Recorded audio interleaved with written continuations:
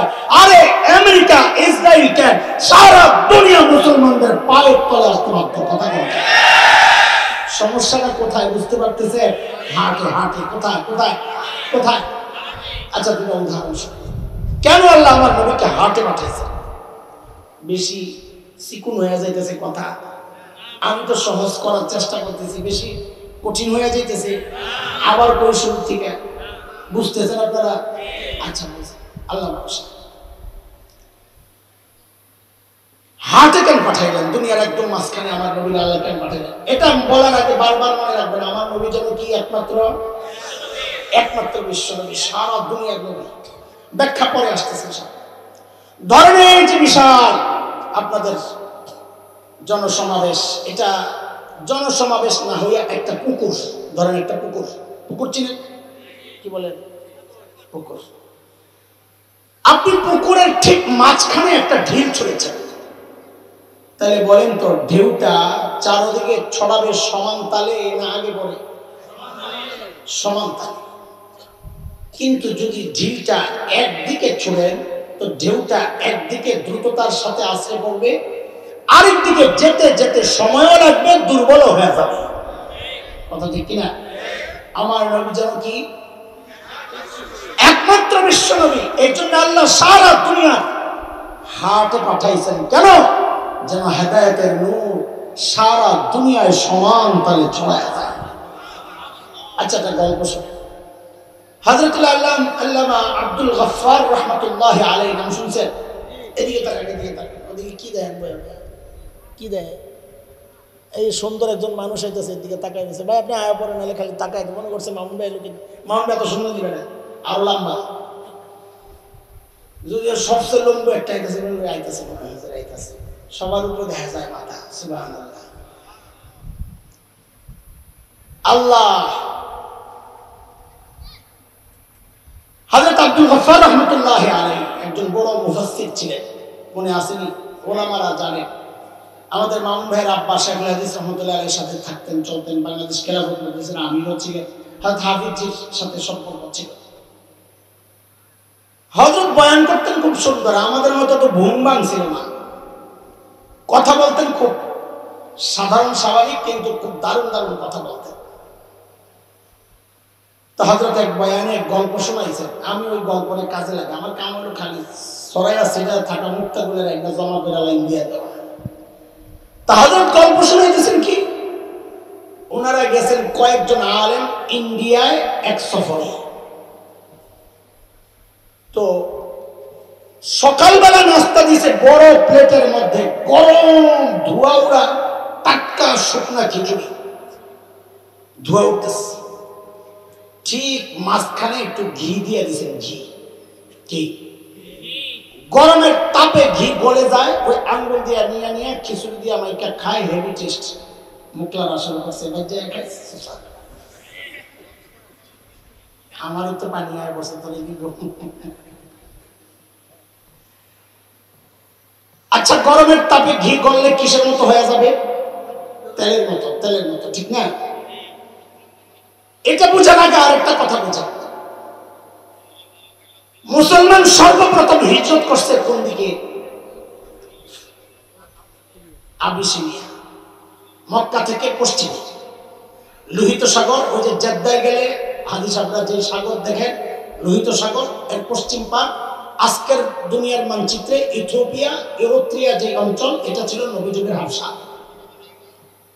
তো সর্বপ্রথম মুসলমান হিজরত করছে পশ্চিমে হাবশার দিকে, এরপরে উত্তর দিকে মদিনার দিকে। তো পশ্চিমে যে মাওলানা বসছেন, উনি হঠাৎ করে কাম একটা ঘটাইছেন। কি করছে? ঘিয়ের মধ্যে আঙ্গুলটা ঢুকাইয়া নিজের দিকে একটা টান মারে আর বলে, ইসলাম প্রথমে মক্কা থেকে হাবশার দিকে হিজরত করছে। ঘিরে বানাইছে, ইসলাম মাঝখানে টান দিছে, যখন লাইন হয়েছে এখন সব ঘি ছুটছে ওনার দিকে। কোন দিকে? পশ্চিম দিকে। উত্তর দিকে যে মাওলানা বসছে, সর্বনাশ, ঘি তো সব হাবশাওয়ালা খাই নেব। উনি আর দেরি না করে তাড়াতাড়ি আঙ্গুলটা ঢুকায় আর পরে নিজের দিকে একটা টান দেয় আর বলে কি, এরপর ইসলাম মক্কা থেকে মদিনার দিকে হিজরত করছে। আমি ঘি ছুটছে মদিনার দিকে আর হাবশার দিকে। আব্দুল গাফফার সাহেব মৌলবী কারবার দেশ, ঘি তো এরা দুজনে খাই নেব, আমি আর দেরি করলাম না, হাতাটিকে ভালো করে বইটা ঘিডারে পুরা খিচুড়িতে মাখলাম আর বললাম, এরপর ইসলাম সারা দুনিয়া ছড়ায় গেছে।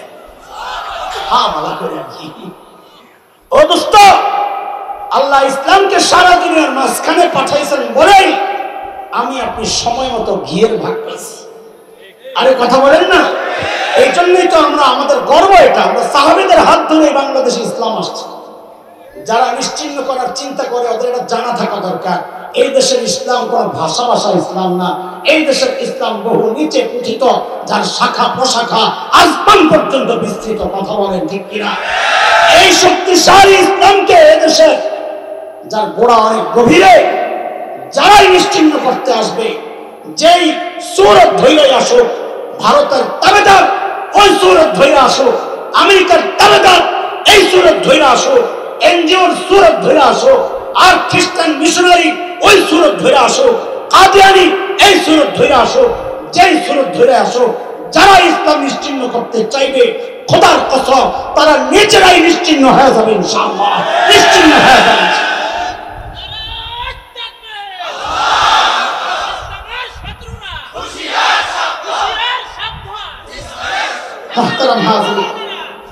আচ্ছা শুনুন,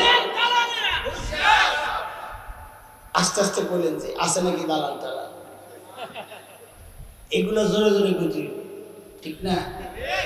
ঠিক তো জোরে পায় না। পেঁয়াজ দেয় না দেখে কি কষ্ট, এখন সস্তা সস্তা পেঁয়াজ খাওয়ার দরকার কি? আপায় রেসিপি দিয়ে গেছে না, পেঁয়াজ তারা তরকারি রান্ধন যায়, আপার রেসিপি ভুলে গেছে। আরে রমজানে খুব মনে পড়ছে, একজনে দেখছি খুব কইতেছে, আমি খুব মিস করতেছি, কেন?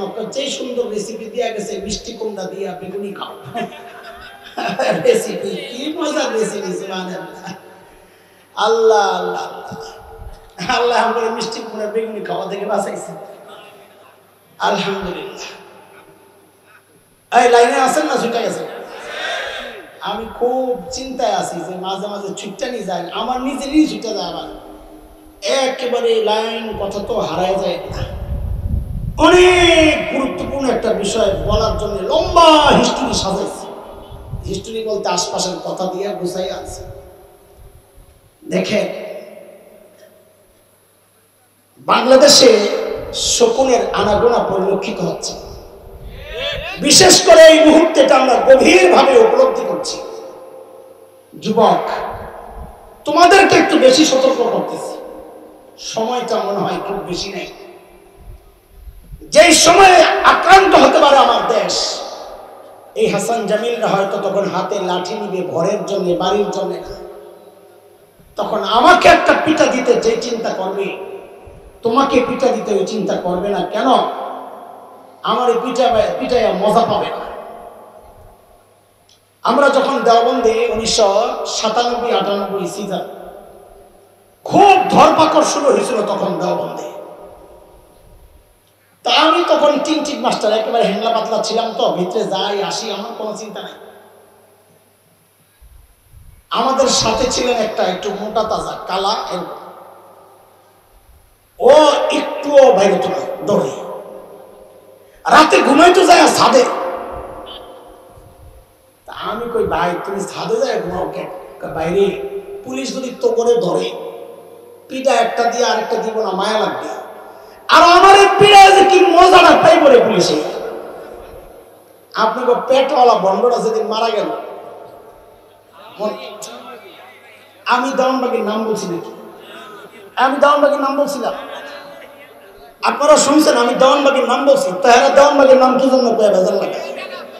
আমি তো বলি নাই দেওয়ানবাগির নাম, আপনারা শুনছেন নাকি আমি দেওয়ানবাগির নাম বলছিলাম? কারণ নাম বললে ভেজাল লাগানো দরকার কি, ঠিক না? বলেন বলেন, একবারে বলে বাকি আপনি কিছুই বুঝেন না। এক সময় আমি খুব বলতাম, এখন তো বাদ দিছি, বুড়া সুরা হয়ে গেছে, এমন জুয়ানরা কয়। তা আমার এক দোস্ত কয়, এর বিরুদ্ধে যে এত বলা আছে, কিন্তু এক ফেতনা থেকে মুক্ত আছে। কোন ফেতনা থেকে? নিজে পুরো আগা গোড়া নিজেই ফেতনা। হ্যাঁ, আবার কোনটা থেকে মুক্ত? কই যে তোমরা হাত বাঁধালে গ্যাঞ্জাম, কেউ বুকে হাত দিয়ে নামাজ পড়তে হইব, আমরা হানাফিরা বলি নাভি বরাবর নিচে, হ্যার কোনো গ্যাঞ্জাম নাই। আমি কি জন্য কয় তোর লাগরই পায় না হাত। সুবহানাল্লাহ, আমাকে খুব বেশি নামাজই পড়ে না, কি আপাম। যাই হোক, ও যেদিন মারা গেছে সেদিন আমার ওই কথা মনে পড়ছে আমার ভাইয়ের। আমাকে যা যা কবরে যা ফিরিস্তারা পিড়ে যে কি মজাটা তাই বলে তোরে। ও যুবক, সাবধান, সতর্ক, সচেতন তোমাকেই হতে হবে। আমরা বুড়া হয়ে যাব, হয়তো পিটায় মজা পাবে না, তাই পিটাবে না, ধরে নিয়ে জেলখানায় ফালায় রাখবে, হয়তো আঘাতটা আসবে তোমাদের উপর। এই জন্য নিজের অস্তিত্ব রক্ষার জন্য চোখ কান খোলো, ঘুম থেকে জাগো। শকুন কিন্তু তার পুরোপুরি আনাগোনা শুরু করে দিয়েছে। লাশের গ্রাম পাইলে শকুন আসে। এখানেও ওরা ওদের নিজস্ব মন্তব্য, বক্তব্য, তাদের কৃষ্টি, কালচার, চিন্তা, চেতনা, তাদের দিন প্রতিষ্ঠার গ্রাম পাওয়া গেছে, যে জমিন তৈরি হয়ে গেছে। এনজিও কর্মীরা জমিন তৈরি করতেছে। তোমরা প্রস্তুত হও, আসো তার দিক থেকে। সেই এক ভয়াবহ অবস্থা কিন্তু আসছে। তুমি গাজায় যুদ্ধের জন্য প্রস্তুত হচ্ছ, তাই না? আর তোমার দেশটা যে কদিন পর নিজেই গাজা হবে না তার কোনো গ্যারান্টি নেই। আমরা কিন্তু আশপাশের ওই আনাগোনা দেখে আমাদের ভিতরে কিন্তু ভয় কাজ করা শুরু করেছে। সেই জন্যই কথাগুলো বলছি, কারণ আঘাতটা সবচেয়ে বেশি আসবে তোমাদের উপর। আওয়াজ উঠাইতে হবে, ঘুম থেকে জাগতে হবে, আর ভয় পাওয়ার কোনো দরকার নাই। মুসলমান অস্ত্রের চিন্তা করো না, যে আমাদের তো কোনো অস্ত্র নাই। মুসলমান কোনদিন অস্ত্রের শক্তির কারণে জয়ী হয় নাই, মুসলমান জয়ী হয়েছে ইমানি শক্তির কারণে। তাকায়া দেখো আফগানিস্তানের দিকে, অস্ত্রের শক্তিতে যদি জয়ী হইতো আমেরিকায় জয়ী হইতো। অথচ আমরা দেখেছি ওই কালিমার ওয়ালারা আমেরিকা নেটুকে কুত্তার মতো পিটায়া পিটাই করেছে। অস্ত্রের শক্তি না, মুসলমান জয়ী হবে ইমানে বলে বলিয়ান হয়ে। আশপাশ থেকে ভেসকে দেয়, মাঝে মধ্যে ঢুকে যাবে ভাব, ভয় পাও না, আহ্বান করো, আসো, সাহস করে ঢুকে যাও, খেলা হবে ইনশাআল্লাহ। ছোটবেলা থেকে যে জিহাদি চেতনা লালন করছি, প্রয়োগ বাস্তবায়নের সুযোগ আমরা তো পাচ্ছি না। যুবক, প্রস্তুত হও নিজের জীবনকে উৎসর্গ করার জন্য। বলো, দাঁড়াও, হাত উঠাও, আল্লাহকে সাক্ষী বানাও। আল্লাহর কসম, আমার জমিন আক্রান্ত হলে আর তাকেও ছাড় দেওয়া হবে না, আর তাকেও ছাড় দেওয়া হবে না।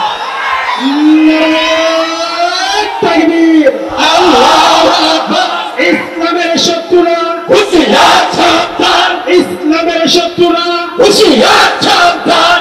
নারায়ে তাকবীর, আল্লাহু আকবার। কেন বলছি কথাগুলো শুনে? কয়েক বছর আগে, 8-10 বছর প্রায়, আমরা গেছি দাওয়াতি কাফেলা নিয়ে উত্তরবঙ্গে। বাংলাদেশের বিশেষ দুইটা অঞ্চল, এক উত্তরবঙ্গ, এক পার্বত্য অঞ্চল। আপনাদের অনেকের হয়তো জানা নাই। আমরা মাঠে ময়দানের মানুষ, দায়িত্ব নিয়ে বলছি আপনাদেরকে। আচ্ছা, উত্তরবঙ্গ পার্বত্য অঞ্চল। আচ্ছা, এদিকে আসলে দেখবেন, লক্ষ লক্ষ মুসলমানকে খ্রিস্টান বানানো হচ্ছে, ধোঁকা দিয়ে, লোভ লালসা দিয়ে। আমরা গেলাম দাওয়াতি কাফেলা নিয়ে। তখন আমাদের বিরুদ্ধে ওরা পুলিশের কাছে নালিশ করেছে। ঢাকা থেকে কিছু মৌলবি আসছে, ওদের ভাবসাব ভালো মনে হচ্ছে না, গ্যাঞ্জাম লাগাইতে পারে, রক্তারক্তি হইতে পারে। পুলিশ আমাদেরকে ডাকালো, আপনারা কারা? তা আমি বললাম যে ভাই, আমার ভাই মুরতাদ হয়ে গেছে, দিন থেকে বের হয়ে গেছে, তাকে দাওয়াত দিয়া ঘরে ফেরত নিতে আসছে, মারামারি করতে আসে নাই। তখন পুলিশ ইমানদার পুলিশ ছিল, তার বক্তব্যটা বোঝা গেছে তিনি দিন প্র্যাকটিস করেন, কিন্তু না জানার কারণে, নবী না জানার কারণে ওই বক্তব্য আসছে। এই জন্য আগে আপনাদেরকে আমি নবী চিনেছি, না এলে প্রশ্ন আপনাদেরও জানবে। পুলিশ আমাদেরকে বলে কি জানেন? আচ্ছা হুজুর বলেন তো, আমরা মুসলমান, ইসলামের দাওয়াত চলে সারা দুনিয়া, ইউরোপ, আমেরিকা, আফ্রিকা, অস্ট্রেলিয়া, সারা দুনিয়া। তাহলে খ্রিস্টানরা তাদের ধর্মের প্রচার বাংলাদেশে করলে আমাদের সমস্যাটা কি? যার যার ধর্মের প্রচার সে করবে। কথা তো কত সুন্দর, তাই না? কথা বলে, যার যার ধর্মের প্রচার সে করবে। কথা কি সুন্দর না? কথা সুন্দর না? কিন্তু দোস্ত, সাপের মাথা দেখছে? ভালো করে দেখেন নাই তো, দেখছেন আর এমন করছেন। এইবার একদিন দাঁত মাত খিচ্চা ভালো করে তাকায় দেখেন কি সুন্দর ডিজাইন। কিন্তু সব সুন্দর সুন্দর না দোস্ত, কিছু সুন্দরের ভেতরে বিষও থাকে। কথা বলেন, যার যার ধর্মের প্রচার সে করবে। কথা সুন্দর, কিন্তু এই সুন্দরের ভেতরে বিষ। সেই বিষে সারা দেশ বিষাক্ত হওয়ার উপক্রম হয়েছে। সেই বিষ সম্পর্কে আপনাদেরকে সতর্ক করছি। কেন খ্রিস্টানরা বা অন্য ধর্মের কেউ বাংলাদেশে তাদের ধর্মের প্রচার করতে পারবে না? কেন মুসলমান তার ধর্মের প্রচার সারা দুনিয়ায় করতে পারে? এই সূক্ষ্ম ব্যাপারটা বোঝানোর জন্য লম্বা কথা আমি জানিয়েছি ভূমিকা হিসাবে। এইবার বুঝি, প্রশ্নটা বুঝেছে? কেন মুসলমান তার ধর্মের প্রচার সারা দুনিয়ায় করতে পারে? কেন অন্য ধর্মের কেউ বাংলাদেশে তাদের ধর্মের প্রচার করতে পারে না? এই প্রশ্নটা কি বুঝেছেন?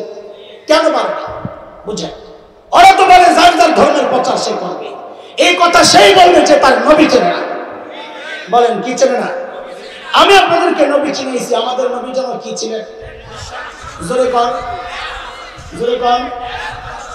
একমাত্র বিশ্ব নবী। পেছনে ওয়াদা করেছিলাম একমাত্র বিশ্ব নবীর ব্যাখ্যা পরে দিব। এই যে পরের টাইম এখন আসছে। আর যুবক খেয়াল করো, একমাত্র বিশ্ব নবীর অর্থ তিনটা। মানো না? মুখস্থ করা লাগতো। কয়টা? কয়টা? যুবক বলেন কয়টা? এক নম্বর, আমার নবী আসার আগ পর্যন্ত আল্লাহ যত নবী দুনিয়ায় পাঠিয়েছেন সমস্ত নবীর জন্য টাইম ছিল ফিক্সড। এই টাইম থেকে এই টাইম আপনার নবুয়ত। টাইম শেষ, নবুয়তের কাজ স্থগিত। নবুয়ত শেষ হয় নাই, কাজ স্থগিত। আমার নবী একমাত্র বিশ্ব নবী যাকে আল্লাহ নির্দিষ্ট কোন টাইম দিয়ে দুনিয়ায় পাঠান নাই। বলেছেন খাতামুন নবিয়্যিন, আপনি কিয়ামত পর্যন্ত নবী, আপনার পর আর কোন নবী, আর কোন নবী আসবে না। বলবেন না, নাই, এটা সঠিক। কেমন আসবে? হযরত ঈসা আসবেন, এটা আপনারা সহি কথাই বলেছেন। কিন্তু ওরা ফাঁক খুঁজে ঢোকার জন্য ফাঁক দেওয়া যাবে না। এই জন্য বলবেন আর কোন নবী নাই, আর কোন নবী হবেন না, আসবে না। না, আপনাদের কথা সহি, কিন্তু যেহেতু ঢুকতে চায় এই চোরাই রাস্তা দিয়ে, এই রাস্তা বন্ধ করতে হবে। আমার নবী একমাত্র বিশ্ব নবী যাকে আল্লাহ নির্দিষ্ট কোন টাইম দিয়ে নবুয়তের পাঠান নাই। দুই নম্বর, বিশ্বনবী, একমাত্র বিশ্বনবীর অর্থ আমার নবী দুনিয়ায় আসার আগ পর্যন্ত আল্লাহ যত নবী দুনিয়ায় পাঠিয়েছেন সমস্ত নবীর অঞ্চল, এরিয়া ছিল নির্ধারিত। আমার নবী একমাত্র বিশ্বনবী যাকে আল্লাহ বলেছেন ওমা আরসালনাকা ইল্লা রাহমাতাল লিল আলামিন, আপনাকে গোটা জাহানের জন্য আমি পাঠাইছি। এই কথার প্রমাণ হযরত ঈসা আলাইহিস সালামের বক্তব্য থেকেও পাওয়া যায়। কই পাবে? আজকের যে বিকৃত বাইবেল আছে, ওই বাইবেলের কথা আছে। হযরত ঈসা বলেছেন আল্লাহ আমাকে ফিলিস্তিনের একটা নির্দিষ্ট অঞ্চলের, ধরে নিলাম আজকের ইসরাইল, ওই অঞ্চলের নবুয়ত দিয়ে পাঠাইছেন। এই কথা হযরত ঈসা নিজে। কয়টা গেল? এক নম্বর, টাইম ফিক্সড, আমার নবীর টাইম ফিক্সড নেই। দুই নম্বর, অঞ্চল ফিক্সড, আমার নবীর অঞ্চল ফিক্সড নেই। তিন নম্বর, আমার নবী দুনিয়ায় আসার আগ পর্যন্ত আল্লাহ যত নবী দুনিয়ায় পাঠাইছেন সমস্ত নবীর জন্য সম্প্রদায়, কম ছিল নির্ধারিত। আমার নবী একমাত্র নবী, বিশ্ব নবী যার জন্য আল্লাহ কোন নির্দিষ্ট সম্প্রদায় নির্ধারণ করেন নাই। এই কথার প্রমাণ ওই যে পেছনে প্রমাণ রেখে আসছে বলছিলাম শুই, হযরত ঈসা নিজে বলেছেন সূরা সফ আয়াত 6, ইয়া বনি ইসরাঈল ইন্নী রাসূলুল্লাহি ইলাইকুম, ও বনি ইসরাঈল, আল্লাহ আমাকে তোমাদের রাসূল বানিয়ে পাঠাইছে। আর আমাদের নবী সম্পর্কে আল্লাহ বলে ওমা আরসালনাকা ইল্লা কাফাতাল লিন-নাস, আপনাকে আমি নির্দিষ্ট কোন সম্প্রদায়ের নবুয়ত দিয়া পাঠান নাই।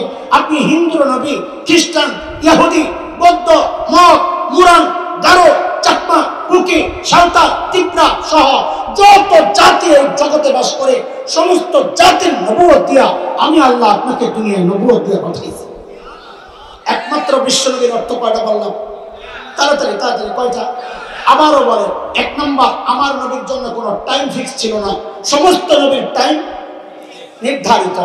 আমার নবীর জন্য কোনো অঞ্চল নির্ধারণ ছিল না, সমস্ত নবীর অঞ্চল।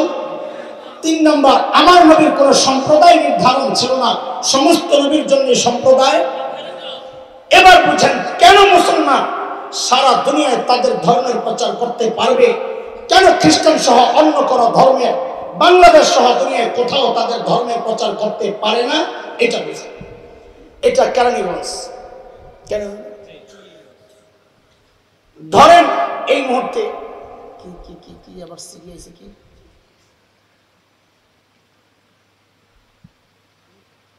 আচ্ছা আচ্ছা, মাশাআল্লাহ মাশাআল্লাহ, আলহামদুলিল্লাহ। হুজুর চলে আসতেছেন না, কাছাকাছি আসছেন, মাশাআল্লাহ আলহামদুলিল্লাহ।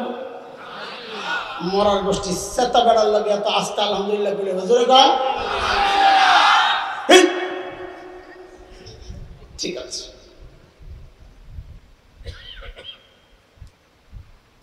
কেরানীগঞ্জের বর্তমান এমপি তো কেউ নাই। ধরেন যিনি ছিলেন, রাতের হোক আর দিনের হোক, জেনে হোক, ছিল তো আসে। আচ্ছা খেয়াল করেন, খেয়াল করেন, কেরানীগঞ্জের মূল জায়গা কোনটা? জিঞ্জিরা।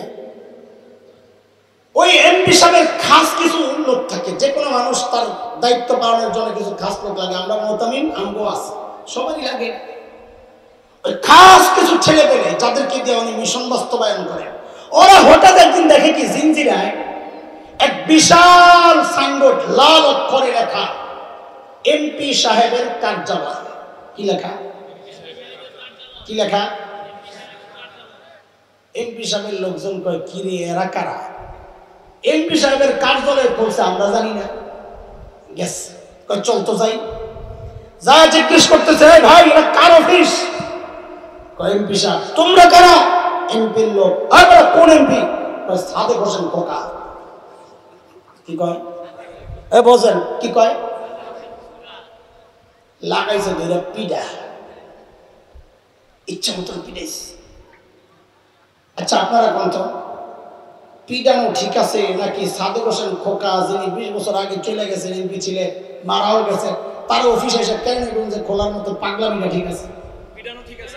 জোরে কম, জোরে কম, জোরে কম, আরেকবার কম। পিডান ঠিক আছে না? মনে রাখেন, পরে আবার পল্টি বেরোন না। কি কইছে সবাই? ঠিক আছে না? আপনার কাছে বিচার আইছে, কেন তোরা কেন পিলাইলি, কেন পিটাইলি? পিটাইছি 2 অপরাধ। কয় অপরাধ? এক কথা কর, কি 2 অপরাধ? 1 নম্বর অপরাধ হচ্ছে যেই সাদেক হোসেন খোকার অফিস খুলছে, ওনার নির্বাচনী আসন এই কেরানীগঞ্জ না। অফিস খুলবি ঢাকা সূত্রাপুর যে আসন, ওইটা ঢাকা 8, ওইটা যায় কোতোয়ালি আসন। হাসিনায় হাসছিল যখন খোকার লগে অফিস খুলবি, ওই জায়গা খুলে নেয়। 1 নম্বর অপরাধ। আচ্ছা 2 নম্বর অপরাধ বলে যেই সাদেক হোসেন খোকার নির্বাচনী অফিস এটা খুলছে, ওরা এমপি, উনি এমপি ছিলেন 20 বছর আগে, অফিস খোলার কথা 20 বছর আগে। এখন কি অফিস? এখন তো থাকবে বর্তমান এমপি অফিস। কয় কারণে বেরিয়েছে দোস্ত, এটা খুব ভালো বুঝছেন না? মাশাআল্লাহ। বাংলাদেশে কেন অন্য ধর্মের কেউ তাদের ধর্মের প্রচার করতে পারবে না? বলে অপরাধ 3টা। জোরে কর, তাড়াতাড়ি কর। অপরাধ, অপরাধ কি? 3 অপরাধ। 1 নম্বর অপরাধ হচ্ছে যেই নবী ঈসাকে তারা, ঈসার নবীর ধর্মের প্রচার, যেই নবী ঈসার ধর্মের প্রচার তারা বাংলাদেশে করছে, ওই নবী ঈসার নবুয়তের ডেট এক্সপায়ার হয়ে গেছে 1500 বছর আগে। 2 নম্বর অপরাধ বলে যেই নবী ঈসার ধর্মের প্রচার ওরা করছে, সেই নবী ঈসাকে আল্লাহ তাআলা বাংলাদেশ নামক এই আসনের নবুয়ত দিয়া পাঠান নাই। তিনি নিজেই বলছেন, আল্লাহ আমাকে ফিলিস্তিনের একটা নির্দিষ্ট অঞ্চলের নবুয়ত দিয়া পাঠাইছেন। ঈসা নবীর ধর্মের অফিস যদি খুলতে হয়, কার্যক্রম যদি চালাইতে হয়, তাইলে যায়া ওই ইহুদিদের কাছে যায়া করো, বাংলাদেশে আসছো কোন কারণে? 3 নম্বর অপরাধ, যেই নবী ঈসার ধর্মের প্রচার ওরা বাংলাদেশে করছে, ওই নবী ঈসাকে আল্লাহ মুসলমানদের নবুয়ত দিয়ে পাঠান নাই, তিনি নিজে বলেছেন তাকে আল্লাহ তাআলা ইসরাঈল, বনি ইসরাঈল, ইয়া বনি ইসরাঈল ইন্নী রাসূলুল্লাহ ইলাইকুম, আল্লাহ আমাকে তোমাদের রাসূল বানায়া পাঠাইছেন। বনি ইসরাঈলের কাছে নবুয়ত দিয়ে আল্লাহ হযরত ঈসাকে পাঠাইছেন। তাইলে অফিস যদি খুলতে হয় ওই ইহুদিদের কাছে ইসরায়েলে যায় খোলো, খ্রিস্টান ধর্ম যদি প্রচার করতে হয় ইসরায়েলে যায় খোলো।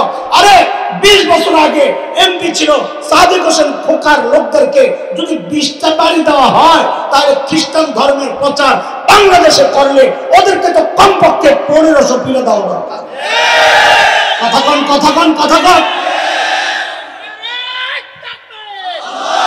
কয় পিঠা আচ্ছা শেষ, রাখো একবারে দিও, রাখো স্টপ রাখো। কয় পিঠা আমি তো কিছু গভীর কথা কয়ে যাই, ছিলেন যা দেওয়ার। আমার ভাই যখন গভীরের কথা বলবেন আর শ্বাসেরটা ধাক্কা দিবেন, ধাক্কা লাগবে তোমরা লাভতে দাঁড়িয়েছে।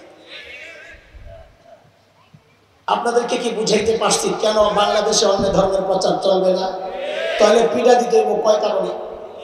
আরে কথা বলেন, কয় কারণে? আমরা পিটাইতে চাই না কাউকে, আমরা শুধু বলতে চাই এই অধিকার তারা রাখে না। তারা করতে করতে এখন এমন এক অবস্থায় পড়ছে, এখন দেশ টুকরা করার চক্রান্ত তারা করছে। যারাই করছে সবার উদ্দেশ্যে আমাদের পয়গাম, সেটা ভারত হোক আর আমেরিকা হোক, সবার উদ্দেশ্যে আমাদের পয়গাম।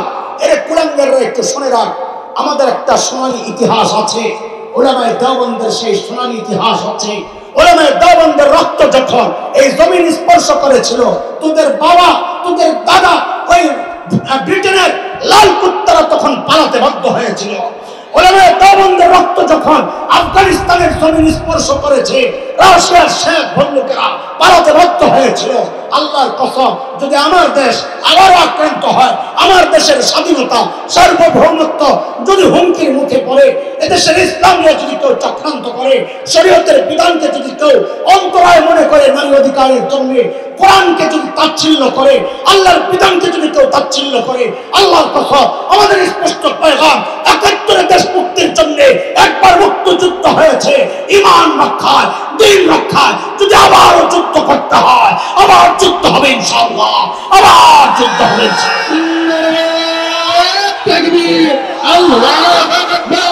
ইসলামের শত্রুরা হুঁশিয়ার, সাবধান, ইসলামের শত্রুরা হুঁশিয়ার, সাবধান। শেষ কথা শুনে, শেষ কথা কয়েক মিনিটের মধ্যে শেষ করতে হবে।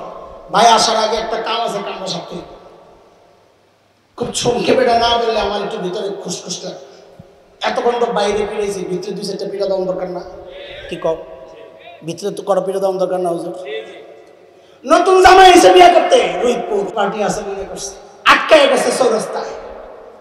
আইতে আসর আজান, তাড়াতাড়ি করে। কখন আজান? এখন বিয়ে শাদী হবে, এরপরে খাবে, খানা তো এমনি ঠান্ডা হয়েছে, এবার যাবো বাসি বিয়া। মেয়ের বাপ ঘটকরে কয়, কাজীরে কয়, ভাই বিয়াটা পড়াইলাম, আর খাওয়ানটা আগে খাইলাম, বিয়া পরে পড়াই। নাইলে জামাই সারা জিন্দিগি আমার মায়ের খোটা দিব, তোর বাপের বাড়ি গেছিলাম প্রথম দিন আমার বাসি খাওয়ান খাওয়াইছে। তো ঠিক আছে আগে খাওয়ান দেয়। এ বলেন তো মেয়ের বাড়িতে মেহমান, সেরা মেহমানকে আরো জোরে, সেরা মেহমানের সামনে দিছে বিশাল ডিশ, আস্তা খাসি, আস্তা মুরগি, নানান কাবাব, এই কাবাব, ওই কাবাব, শিক কাবাব, স্বামী কাবাব, এই আর কত কাবাব আছে, যা দিয়া সাজাইয়া দিছে। সেরা মেহমানের সামনে সেরা খাবার। জামাই বাবুর মন এদিকে নাই, স্মার্ট জামাই। কোন জামাই? কথা কর। জামাই বাবু তাকায় রয়েছে, প্যান্ডেলের বাহিরে একটা ময়লা রাখার জন্য ঝুড়ি রাখছে, ওইখানে বাচ্চাদের নাকের শ্লেষা লাগানো আঠালো পোলাও বানিয়ে ফেলাইছে, মুরগি খায়া হাড্ডি নিয়ে ফেলাইছে, লেবু চিপ্পা রস খায়া ছিলকা নিয়ে ফেলাইছে। জামাই বাবু তাকায় রয়েছে ওই ময়লার দিকে। কিছুক্ষণ পর লাভ দিয়ে উঠছে, ওইটা যাইয়া ময়লার বালতি ওইটার সামনে যাইয়া বসছে, হাড্ডি একটা লইছে, লইয়া ওই ময়লা পোলাও দুবা মুখে দেয়, হাড্ডি একটা চাবানি দেয়, লেবুর ছিলকায় রস নাই দেয়, কামড় খুব গর্বের সাথে খাইতেছে স্মার্ট জামাই। শ্বশুর আইছে, একটু বাইরে বাইরে খাওয়াই, আয়া দেখে জামাই আসলে জামাই নাই। কিরে জামাই গেল? খুঁজতে খুঁজতে দেখে জামাই ওই জায়গায় বসা। এখন শ্বশুর কি কয়, জামাইয়ের আসন খালি কেন? কুত্তার আসনে জামাই কেন? হাসে আগে কথা কয়, ওটা কার আসন? ওই ময়লা কার খাওয়ার কথা? কার কার? এখন শ্বশুর কি কয়, কুত্তার আসনে জামাই জামাই কেন? জামাইয়ের আসন বল আমার সাথে বল, কুত্তার আসনে জামাইয়ের আসন। ঘটকরে ডাক দিছে, মিয়া ভাই দিকে কি আপনার করেন স্মার্ট জামাই, ভেরি স্মার্ট, তোর ভেরি ছুটাইতেছি পিডাই আর দুপুর লাগবে, আমার টাকা পয়সা সব ফেরত দে, এটা স্মার্ট জামাই। আপনারা কোন এই জামাই স্মার্ট না পাগল? জোরে কর, সবাই না করে আমি বয়ান ছাড়ুন না, কামিজ এই জামাই স্মার্ট না পাগল? কেন? সেরা মেহমান সেরা খাবার বাদ দিয়ে গেছে ময়লা খাইতে, তাহলে এই জামাই স্মার্ট না পাগল? বোঝা গেল এই জায়গায় পাগলের অভাব নাই। কেন? তুমি আল্লাহ তোমার এই দুনিয়ায় পাঠাইছেন খায়রু উম্মাহ বানাইয়া, সেরা মেহমান বানাইয়া, আর তোমার সামনে সেরা নবীর সেরা আদর্শ রাখছে। তোমার এডি ভালো লাগে না, তুমি ময়লা গেছো খাইতে। হিন্দু অমুসলিম মুশরিকদের আদর্শ, কৃষ্টি কালচার, ওদের মতো চুল রাখো, ওদের মতো দাড়ি কাটো, বিবিরা ওদের মতো পোশাক পরো। আল্লাহর কসম তুমিও ঠিক নেই, তুমিও আস্তে একটা পাগল। কথা ঠিক? কথা কোন? কথা ঠিক? পাগলামি করবেন না, জামাইয়ের খাওয়ান খাইবেন। জোরে কর, কুত্তার আসন দখল করবেন না, নিজের আসনে বসে থাকবেন। আল্লাহ আমাদেরকে কুত্তা হওয়া থেকে হেফাজত করে। আল্লাহ আমার নবীর আদর্শ দিয়ে জীবন সাজানোর তৌফিক দেন। আল্লাহ আমার দেশের স্বাধীনতা সার্বভৌমত্বের হেফাজত করে। আমি একটা প্রদর্শনী আছে, এখানে ছেড়ে দিলাম, হুজুর আস্তে আস্তে প্রদর্শনীটা হয়ে যাবে, এর মধ্যেই হুজুর চলে আসবেন ইনশাআল্লাহ। সেই পর্যন্ত ওঠাউঠি করে বিশৃঙ্খলা সৃষ্টি করবেন না।